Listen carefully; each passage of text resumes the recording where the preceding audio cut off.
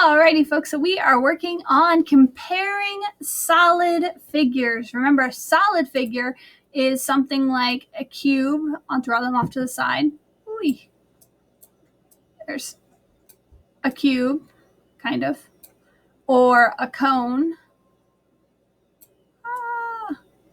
My ability to draw three-dimensional shapes on this computer is really not going well. A cylinder. Circle up here, circle up here. Don't feel bad about your three-dimensional shapes. You've seen mine. So these are three-dimensional shapes or solid shapes, all right? So we talked about two-dimensional the last couple of days, but now we're talking about solid three-dimensional shapes. All right, let's dive right in.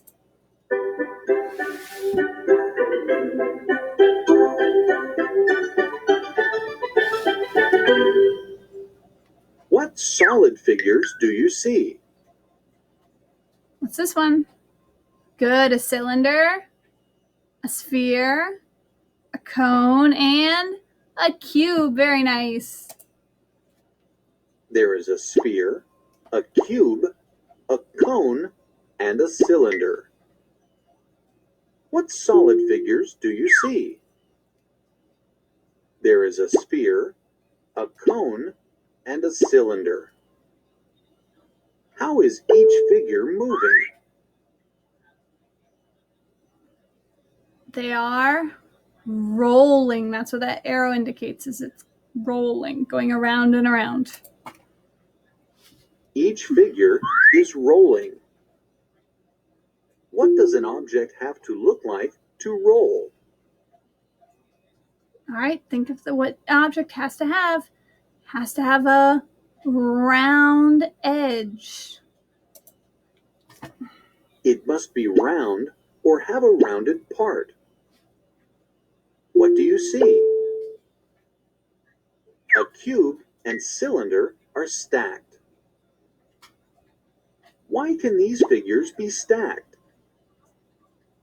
What makes them stackable? If you tried to stack two balls on top of each other, it wouldn't work. Good, they have flat sides. They have flat sides. Which solid figures slide?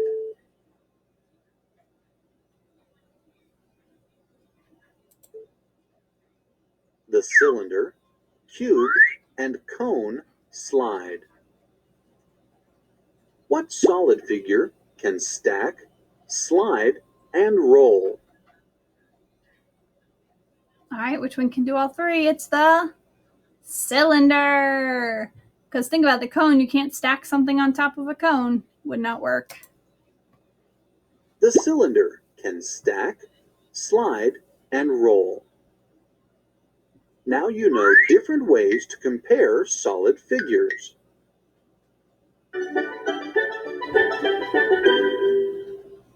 All right, folks, let's move to our math mat. I'll see you there.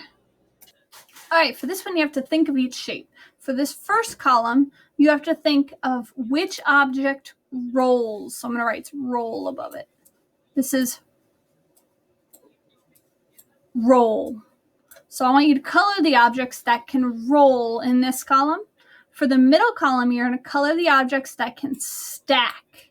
That means you can put one on top of the other. You can stack them. All right? And for the final column, you're going to do objects that can slide. Which of these objects can slide? That means they move without the roll, though. All right, color those objects, and there should be some left over when you finish coloring them. All right, let's go to our inside. I gotta erase that first. Sorry. Erase, and then go to the inside.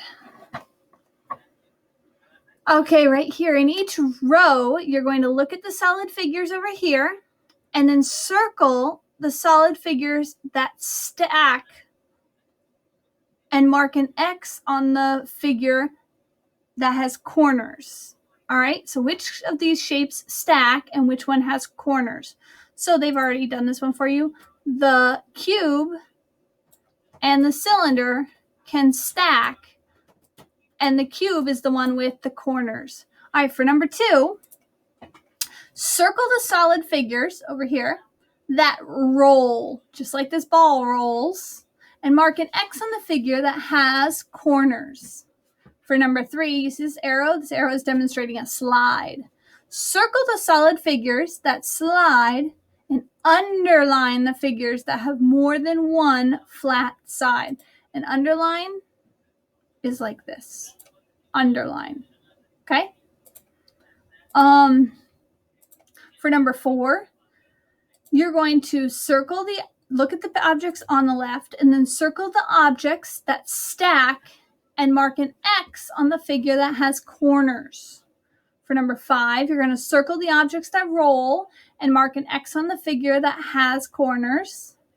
And then number 6, you're going to circle the object that slides and underline the figures that have more than one flat surface. All right, folks, enjoy.